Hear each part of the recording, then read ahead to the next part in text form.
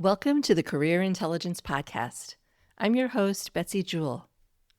What if the key to career confidence isn't learning more skills, but understanding how you're naturally wired? One of the questions I hear most often from students, recent grads, and even experienced professionals is, how do I know what I'm supposed to do? In a world where AI is changing jobs, industries are evolving faster than ever, and many people feel overwhelmed by uncertainty, self-discovery has never been more important. Today's guest is Edson Barton from YouScience. YouScience is a tool I use with many of my coaching clients to help them better understand their natural aptitudes, strengths, and career possibilities. In this conversation, we explore why so many people feel lost when it comes to career decisions, the difference between aptitudes, interests, and skills, and why understanding how you're naturally wired can provide clarity in a rapidly changing world. We also discuss YouScience's 2026 Post-Graduation Readiness Report and some eye-opening findings about how prepared or unprepared today's graduates feel for life after school. Along the way, Edson explains why aptitudes, not just interests or personality traits, may be one of the most important pieces of career decision-making that we've been missing. If you're a student, parent, educator, career changer, or anyone wondering how to stay relevant in an AI-powered future, this conversation will challenge the way you think about career readiness and help you better understand the human advantages the technology can't replace. Now let's get started.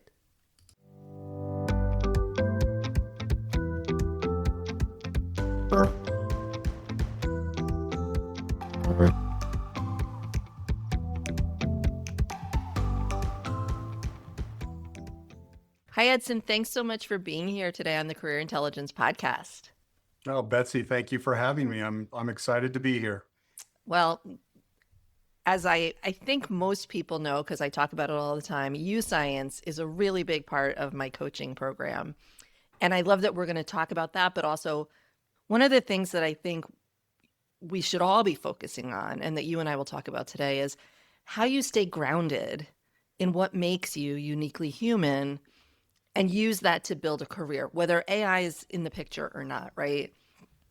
So can we just start at the beginning? Why are people feeling so uncertain about the future?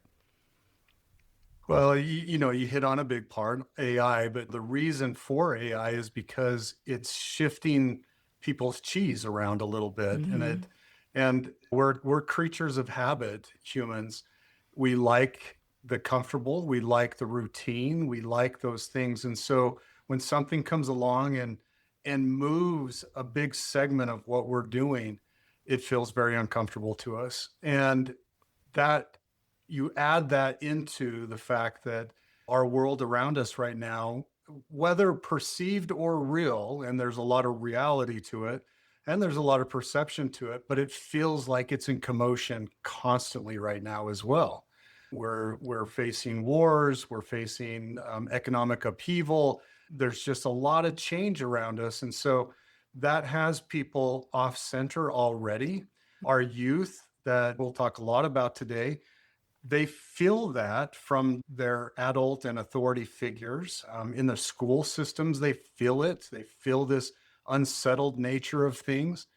And so it's just this continuous cycle that they feel like they're in. And now you put AI into the mix of it, that very literally is changing the way that work happens. And it was inevitable for this to happen and for people to feel this way, I think. I would agree. And because the change is happening so rapidly, we've seen lots of change over the years, over the decades, over the centuries, right? But I think, as I say to my clients, the floor is literally moving beneath your feet. Like you think you're grounded and you know the direction you're going, and something is changing right under you. But I think the human advantage is an advantage that AI can't replicate, right? So can you talk a little bit about that with regard to your aptitudes? And maybe we should take a little bit of a step back. For those who aren't familiar with YouScience, do you maybe want to give sort of a little bit of a description and background on that, and how YouScience is really going to be a powerful tool, and is a powerful tool, to help people remain strong and have those durable skills that are going to make it through? Yeah, you bet. I'll try to be really brief about some of the background, but YouScience as an organization has been around for a long time, and we actually started in 2006. And so, we have a long history of helping connect individuals towards a more meaningful part of their education system. And what we found early on was that one of the most powerful ways to help a student was to connect them to career learning and to their actual career on the other side of that learning. And we did that through certifications, we do that through work-based learning, we do that through a whole bunch of other means, and of course, through the education process. But we especially do it in two fundamental ways on kind of the bookends of all of the other things that we do. And what we do, by the way, is called Bright Path. So we've named it something hopefully encouraging to everybody to say, look, you really do have a wonderful path forward for yourself. You just need to understand it, and we'll help guide you through that.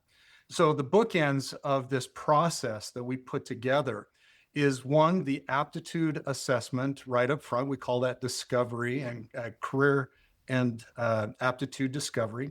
And on the back end, we're actually connecting individuals to employers, to their careers or to their future careers. And that might be right out of high school in some way, meaning, okay, what's your first job? But you don't need to go get a job just anywhere. Go get it in some place that you were meant to be. And yes, you may be starting at the bottom, maybe a janitor in whatever location you're at, but you're going to work your way up and you're going to be surrounded by that. So these two things are very critical to this process and all the things in between. So that's what we do at YouScience is we help move people through that process and connect them to the reality of their careers. Now, as I mentioned, the first part of that, and as you brought up, is this aptitude assessment, the Aptitude and Career Discovery Program. And it really is, I can't emphasize it enough, it's absolutely amazing. I actually came upon it later throughout my company career, and I had been looking for guidance programs for years, and I've taken hundreds of guidance programs. And unfortunately, none of them worked. They were all just guiding students into misinformed futures. And in 2018, I came across the small company called YouScience, who had just gotten started. They've been doing some amazing things. They've been able to take this concept of aptitudes, which is something that for the last 70 years had been explored, and really the science behind it is just amazing, but it was very expensive. It required a PhD on one side of the table and you on the other side and a couple of $1,000s in between. And then you could go and get your tea leaves read and you could be told what your aptitudes were.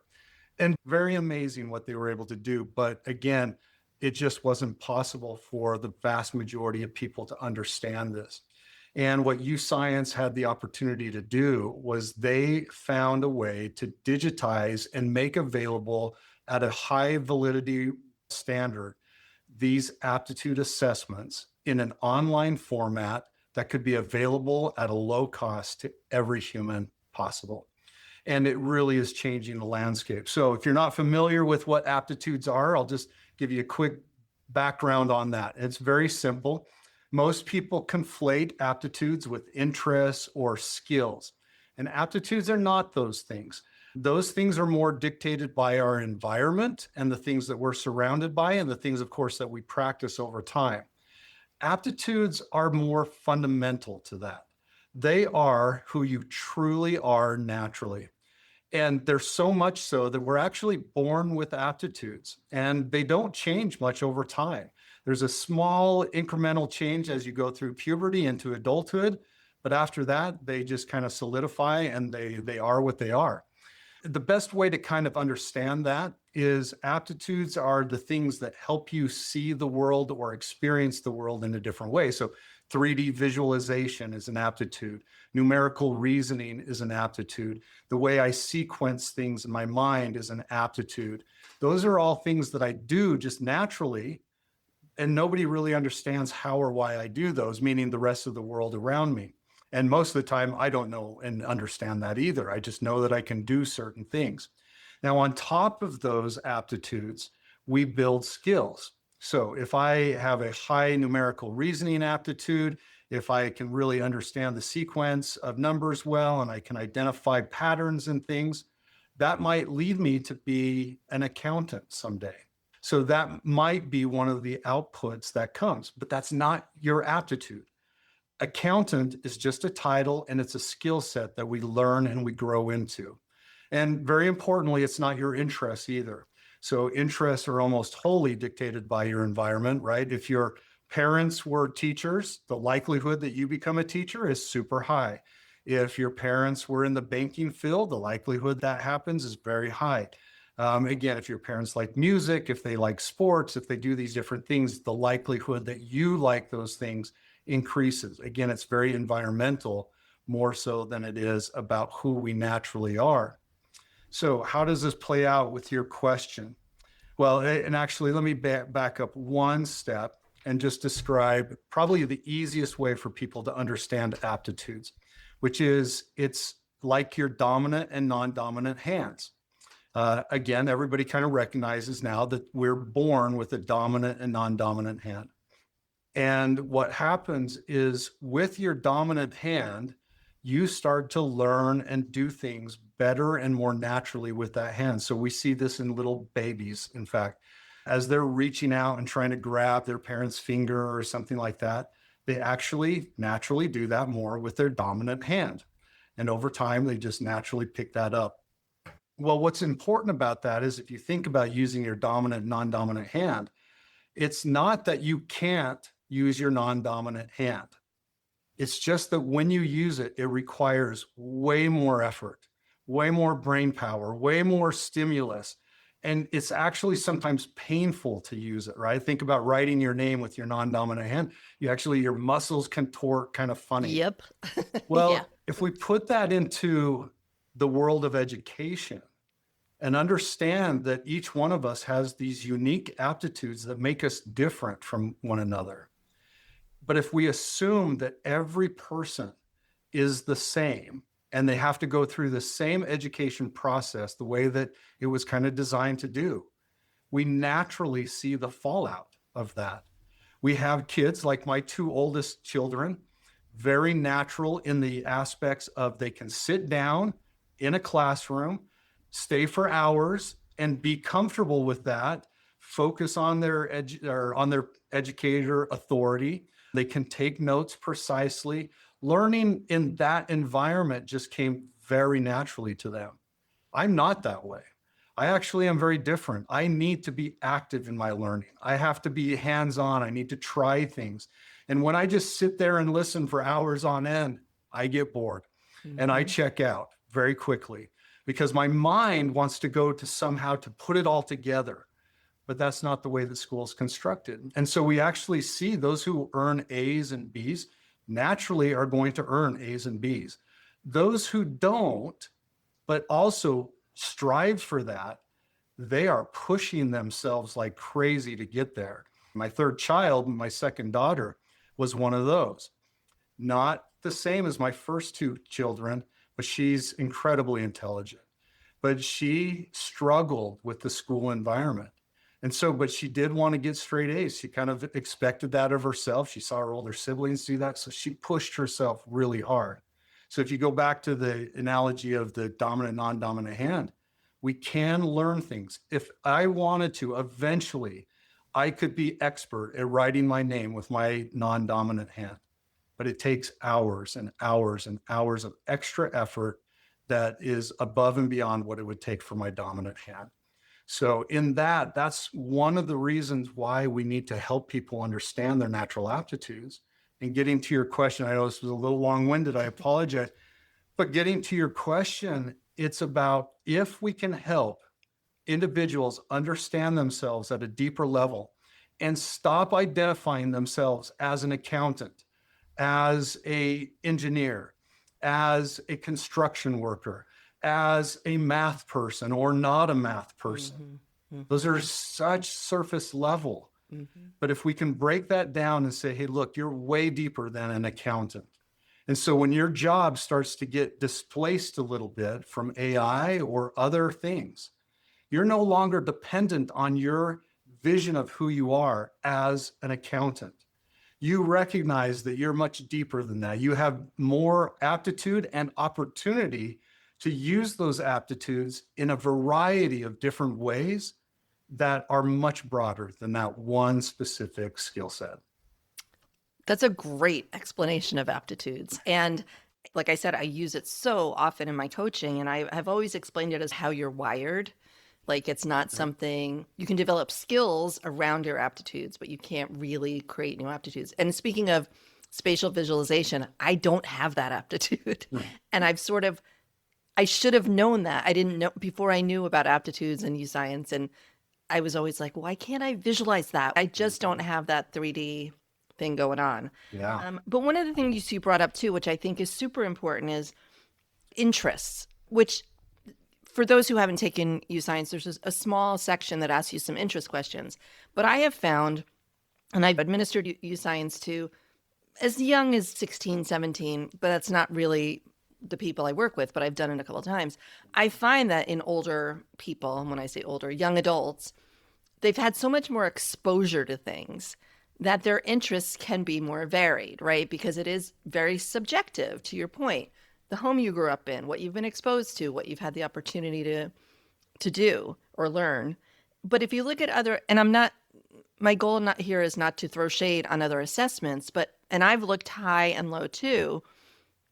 The other assessments, who shall be nameless, tend to be a little more subjective. I always joke, you can't game YouScience.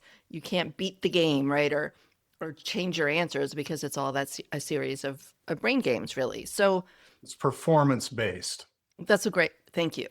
Performance-based versus preference-based, right? Or Yep. subjective. And I think the other thing, and I'm a little off on a tangent here too, but the other thing that has always really struck me is it's so important to know what your aptitudes are, know what you're good at, but it's just as important to know what you're not as good at, right? Mm-hmm.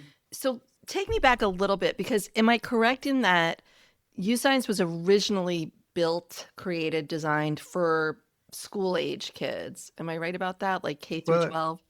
yeah, I mean, the science behind it applies to everybody. Mm-hmm. Originally, actually, when it was first designed, it was actually designed for more adults, kind of in the college years and transitioning into workforce. And what we found over time was that, well, very helpful for those individuals. It's incredibly helpful. Mm-hmm. But if you really want to make a change in society, we have to start helping younger people. Totally. And so that's where it started to move very quickly to the younger ages. And it's equally as effective. Okay. So I would guess, I don't know how many people have actually taken the YouScience Discovery, the aptitude test. Yeah, millions and millions. Okay. I didn't realize it was that big. That's awesome. Are you seeing more growth in the young adult to adult age group? I mean, I think what I'm seeing is, and again, this is based on my clients, but also other coaches and people in career development that I talk to, so many people are feeling lost, overwhelmed, unmotivated, burned out. I mean, insert adjective here, right? Are you seeing that more people are doing the digging into who they are and how they're wired? The answer is yes. But what it takes is it's really hard to find something that really measures these things. If you go out online and you want to find out you're unsatisfied with your career, which Gallup organization has been tracking this for years and years and years, decades at this point, we're at the highest rate of dissatisfaction with our careers ever in our history. Wow. And it's really sad. So that means the majority of people, well over 70% of the people that are working today, don't feel like they're doing what they were meant to do in their careers. So you look at that, and people are getting online and they're searching for meaning. They're searching for career opportunities. They're searching for understanding what I can do. And unfortunately, what they're being served up is a whole lot of these interest surveys and personality surveys. Now, like you, there is absolutely nothing wrong with those types of tools. They're well researched, many of them. Some of them are garbage that are out there, quite honestly. If they say you can find out what you should be in 3 questions or 5 questions or 10 minutes, run from those products because they're not doing you any favors. Mhm. So they're highly researched. But these adults that are going to these things, think about what's happened with so many of them. So first of all, we have in the United States, we have over an 85% graduation rate, which means that we have a 15% dropout rate. Now, that doesn't include the students who are earning D minuses and Ds and C minuses, right? These are students who are just dropping out. So it's at least 15%. Of the remaining 85%, about 65% will go to some type of post-secondary institution, but they have no direction as to what they're doing. Even those who earn straight A's and everybody thinks, oh, they're so put together. Well, they're getting into these colleges and they just don't know what to do. Well, that also means that 35% of the population is not going on to some type of post-secondary education for a lot of different reasons. But one of the primary reasons is because they didn't feel like post-secondary was for them for one reason or another. So now we get into those who went on to post-secondary education. That's about 50% of the total population. And of those, 50%, over 50% now drop out, Yep. right? And so that's leaving about 25% of the population.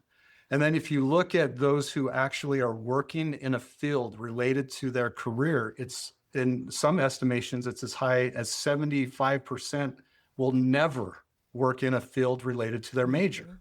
Yep. So you have all of these adults that are out there and they're looking around and they're saying, I just don't know if education did it for me. I spent a lot of money. Some of them spent hundreds of thousands of dollars, and they're looking back and saying, I just don't know what it got me.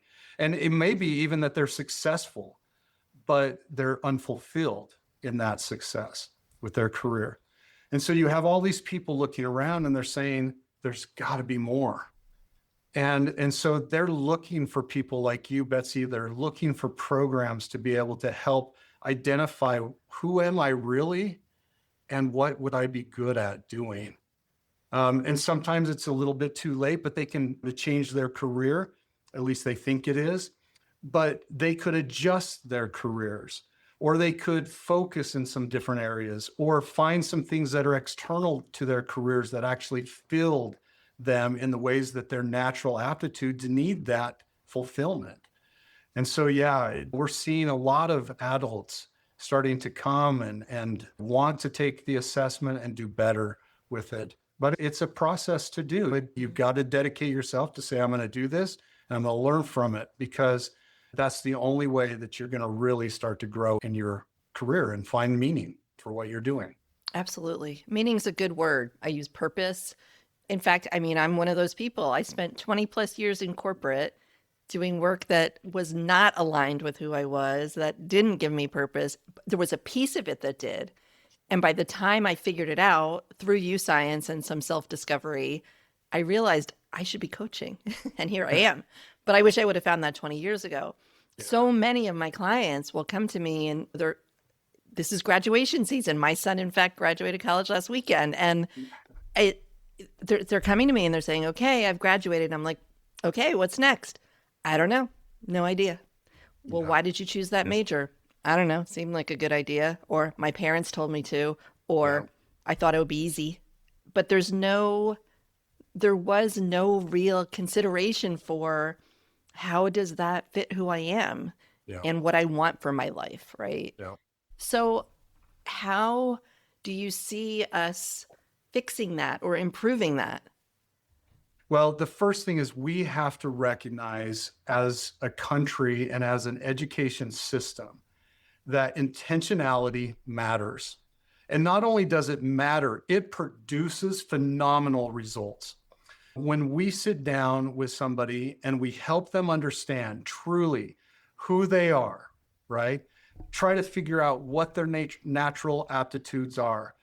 Talk about their interests, but talk about them in the proper format, right? But then explore these things. And then as we help them identify that, discover who they are, Then let's set out a plan with them and say, okay, you have these aptitudes. What are the different types of jobs that you think you would like based on those aptitudes? And we help them explore some of those and then eventually pick one. It doesn't mean that they have to stick with that. It just means that they're going to now experiment with that. And that kind of leads to the next phase, is that we plan out a plan for them that says, okay, here are the types of courses that you can take. Here's the type of work-based experiences or work-based learning that will be helpful for you. And we put them into this mode where they can really understand and explore. We call that the planning and exploration phase. And then after that, then you take them and you validate what they've been doing. And that can happen in a couple of ways. A lot of times we think validation is just the positive side of validation, right? That, okay, you learned something and we gave you a grade and you earned it and good job. But it also is an opportunity for us to validate that's not right for me. Yeah, I always say going to college without knowing why you're going to college, I'm big on the why are you doing this, Yeah. is an expensive experiment because you're going to spend a lot of money whether you stay 1, 2, 4, or 7 years, depending on how long it takes you, and you still may come out and not have an idea or a plan. And again, at the risk of just promoting, YouScience has been a game changer for some of my clients who have moments, aha moments. I never knew I was good at that, or I never thought that would be a path for me. That sounds amazing. Yeah. And it's just because it's not that they just never had the opportunity to dig that deep and think that much about where might be a good fit or what might be a good fit. So I want to talk a little bit too about aligning the strengths, the interests, the aptitudes, the values. I do values with my clients too, because at the end of the day, your aptitudes are really important, and YouScience will give you, and you can talk about this much better than I can, but it's aligned with the U.S. Department of Labor database, right? So it'll give you all these strong, good, fair fits, but it's not an exact science, right? It's more of a theme or sort of an idea of what you might be good at. Can you talk a little bit more about that? Yeah, and it's true that the connection between your aptitudes and careers is not an exact science, and mostly because it's incredibly expensive to break down all of the different aspects and to do that for every single career. But there's enough solid indicators that it gets it incredibly directionally correct. But what you find is this: your aptitudes, again, being the base foundation of who you are, actually lead to a multitude of different types of careers. They're not all the same thing. Now, they may be leveraging some of the same aspects of aptitude that are required to do this job and to do it well, but your aptitudes may lead. I'll think of mine, for example. A solar engineer is one of mine, high aptitudes for me. A curator in a museum is a high aptitude fit for me. And so what we do is we do the science behind this and we connect what is the normed population of aptitudes for these different types of individuals and these types of careers. And then we map back your aptitudes to the normed population. What that also gives you then is we got this really cool diagram on there that it actually shows you how you line up with the normed population. And that's one of the most beautiful things about it, because like you said, you got to know what your strengths are, but you also need to know what your weaknesses are. And it's not to focus on those weaknesses, but if I really wanted to be an astronaut, which is not in my high aptitude kind of category. Mine either. If I just said, look, that's what I want to do, I'm going to do it. I've always had, that's what I want to do. There's nothing wrong with that. But now you have this aptitude graph here, and it will show you how your aptitudes line up with the norm population for astronauts. And it's going to show you where you're going to struggle in. And it will give you ideas of what you're going to need to do to compensate for that. So again, one of the easy ways to kind of imagine this, I always think about a basketball player just because they use both of their hands so much. A basketball player whose dominant hand was, say, their right hand, that comes kind of natural to them. But over time, they know that I have to work on my left hand. I've got to work on that non-dominant aspect of me. and they practice and they practice and they practice and they practice. And pretty soon it becomes so natural to them to use both of those hands that it's okay at that point. Now, we know that there are basketball players that love their jobs, and we know that there's basketball players that don't love their jobs, but they're excellent at what they do. Mhm. And that's kind of the same thing that's going to happen if you pursue one of these careers. You're going to know better. You're going to be able to fill in your gaps there in a better way, compensate for things in different ways. But there's also a high likelihood that you're going to get to that pinnacle and you're going to feel a little bit unfulfilled. And that's because we need that fulfillment with those aptitudes. It's just kind of a natural thing to who we are. I love that you brought up that graph. That is my favorite thing about YouScience, and I walk through that with my clients. So, because I understand, and this is a me, I'm always the why. I want to know. And that graph tells you why you may not be, because you might just say to me, well, Betsy, you could never be an astronaut, which, by the way, I would love to be an astronaut, but I know I'm not wired for that. But I want to know why I can't be an astronaut. Like, what is it about me that it's not a good fit? Well, this graph tells me I'm missing this. Maybe I have this, but not enough of this. Like, that to me, again, that's my favorite piece. So I'm glad you brought that up. Kind of on the flip side of that, we talked about kind of lower aptitudes in some areas, and that's a lot of the focus sometimes, which it needs to be. But the same is true on the flip side. Sometimes we have high aptitudes in some areas, and we have a job that's in a different area. And so we feel bored with our job constantly. And that happens a lot with people as well, that they were kind of meant to do something else and it just doesn't fit because they have to, they're always just feeling like, man, there's just not enough here for me to do. Even if they're excellent at their job, they're taking on extra projects, whatever it is. But again, it just doesn't fulfill them the way that it would if they were actually doing what they were meant to do. Great. You and I, as we found out last time we talked, could talk for a long time. I haven't even scratched the surface, but I did want to leave time to talk about your 2026 Post-Graduation Readiness Report that just came out the end of April. Can you just share some of the highlights of that? Because I think it's really important information to share with people as they think about this going forward. Yeah, I think based on our conversation, this won't come as a shocker, but it is for a lot of people. I think the number one thing that just jumps out, and this has been true for the last several years that we've done this study, but at this point, it's very high. 77% of high school graduates do not feel ready for the world that comes after. I just want that to sink in just a little, because that should be like the dominant theme that comes out of that report. Students after 13 plus years of education do not feel ready for their next step. That doesn't necessarily have to be about, I don't feel ready from a math perspective or a language arts perspective to go to my post-secondary institution. It is more about, I don't feel ready for life. I don't know what I'm going to do. One of the things that I think is amazing is if we find somebody, and we all know these types of people who from whatever age, they were just very intentional about what they did. And they had a plan, they understood it, they worked towards it, they worked through the problems. But that plan and that identity that helped them do that, those people can walk through walls now to get done whatever they want to do. The same thing is true if you find an individual and you sit down with them and you help them. I'm sure that you've seen this with some of your clients.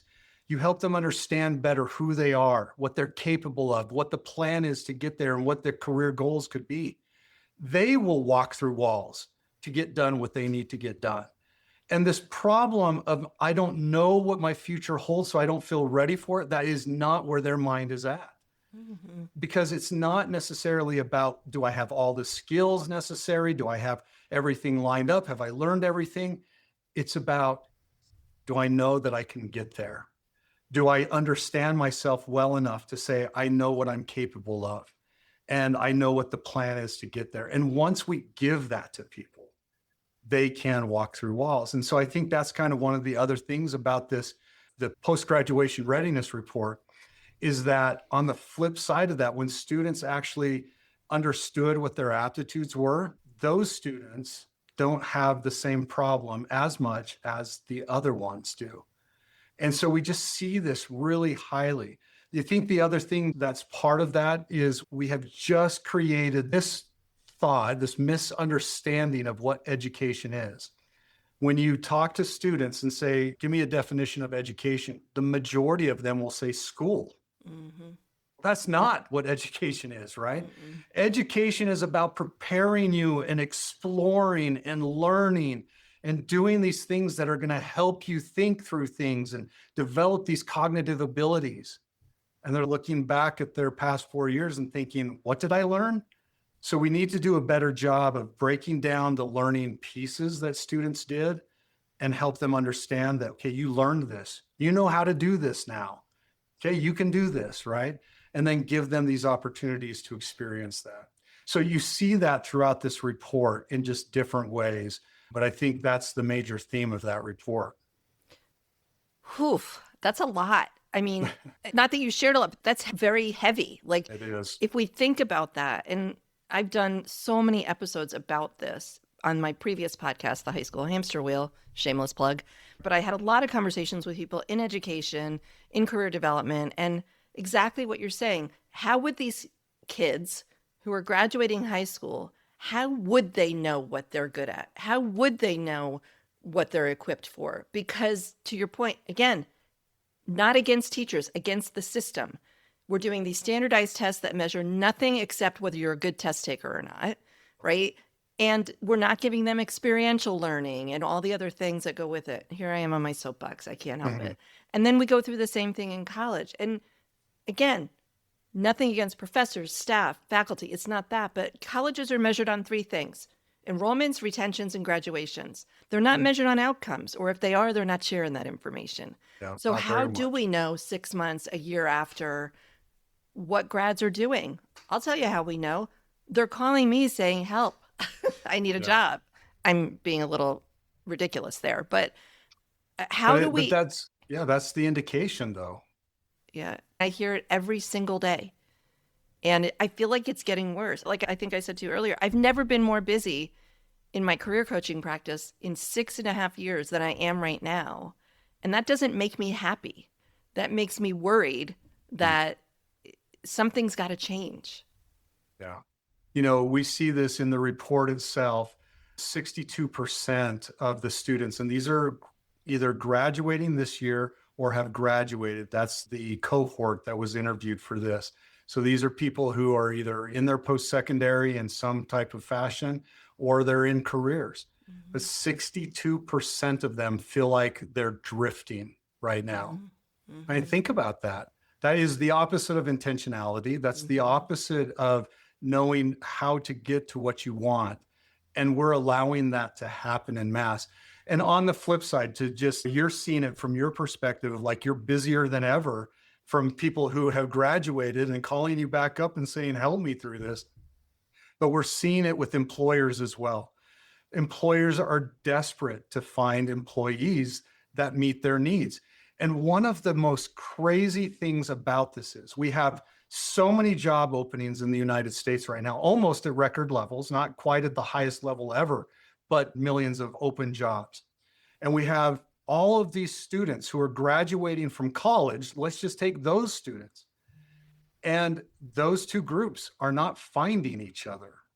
And one of the reasons why this blows my mind is those college graduates do not believe that they are prepared enough to go and accept those jobs. That's amazing, right? That shows that we have not done a good job of helping them understand the value of what they did for whatever period of time they were in school or what they did for their learning. That's Well, really sad. it is. And we're also hearing from employers that they're graduating and they're not career ready. Yeah. And in my perfect world, when I run the Department of Education, I think career education should be happening in every single classroom, Yes. in every course you take. How could I use this in a job in the real world? And I'm not saying there's anything wrong with going to college to learn what you want to learn and have experiences and be social, all those things. Yes, super valuable. Critical thinking, teamwork, all the things. But at the end of the day, they need to get a job. Listen, as a mom of 2 young adults, they need to get a job. Yeah. It's not just about all the things they did, all the fun they had, and what they learned.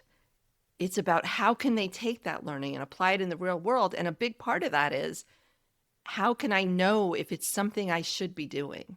Yeah. You're right. I mean, I just saw a stat recently about how many times college students change their major. Minimum of 2, some as many as like 7, 8 times. Right there, that should tell us something. They're still trying to figure it out.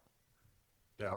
That's an expensive place to figure it out. It is an expensive experiment. That's what I say all the time. You know, I get asked quite frequently, okay, well, what's the solution for part of this? Or how do we solve some of it?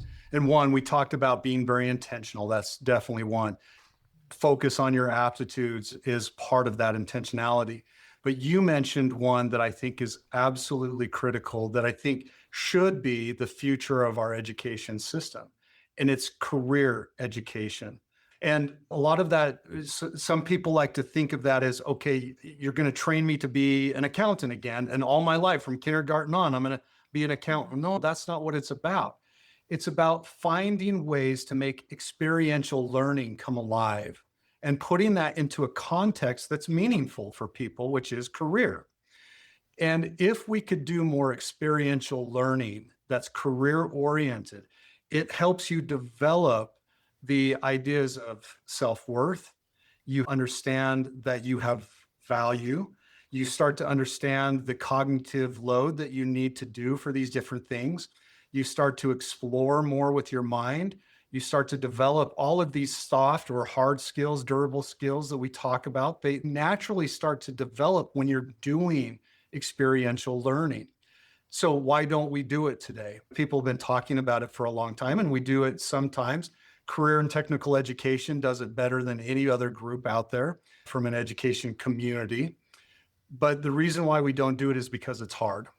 Yeah. It requires a lot more upfront thinking about how do we develop these experiments, if you will, these opportunities for students to experiment with themselves and to explore the world and learn reading through that process and learn math through that process and learn critical thinking through that process. Right. That's hard. Right. It's not impossible though.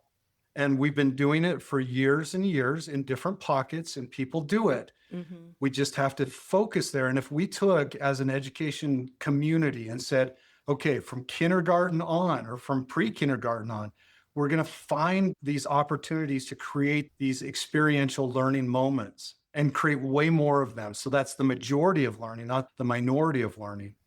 Then we would be far better off. So before we go, what if people want to reach out to you? Where should they find you or contact you? Yeah. Of course, go to our website, YouScience.com, which is YouScience.com. And there you can find all of the information about all the different things that we're doing. And if you're wanting to purchase part of the aptitude assessment or take a certification, those are there and you can purchase those online. But I individually feel free to write me. All of the emails that are addressed to me at info@youscience.com, they come forwarded to me. I respond to every single one of those. I take it very personal. And so I would love to hear from people and hear what they're experiencing and love to hear how these different things are improving their lives and where they could go with it. Great. I will put all those links in the show notes. So thank you again for this. You might have to come back another time because we have more stuff to talk about. It would be my pleasure. Absolute pleasure, Betsy. All right. Thank you. Thanks so much for joining me today for this episode of the Career Intelligence Podcast. A big thank you to Edson Barton for sharing his insights on aptitudes, career readiness, and why understanding yourself is one of the most valuable investments you can make in your future. My biggest takeaway from this conversation is that career success isn't just about choosing the right major, learning the right skills, or keeping up with the latest technology. It's about understanding who you are, how you're naturally wired, and how to align your strengths with meaningful work. If you'd like to learn more about Edson and YouScience, you'll find links in the show notes. And if you're a young adult, college student, or recent grad, and you're feeling stuck, uncertain about your next step, considering a career change, or navigating career decisions, I'd love to help. Through my coaching practice, I guide clients through a self-discovery process that includes YouScience aptitude assessments, values exploration, career clarity work, and practical strategies for building a fulfilling career in today's rapidly changing world. You can learn more at betsyjewelcoaching.com or connect with me on LinkedIn. Until next time, stay curious, keep learning, and keep building your career intelligence.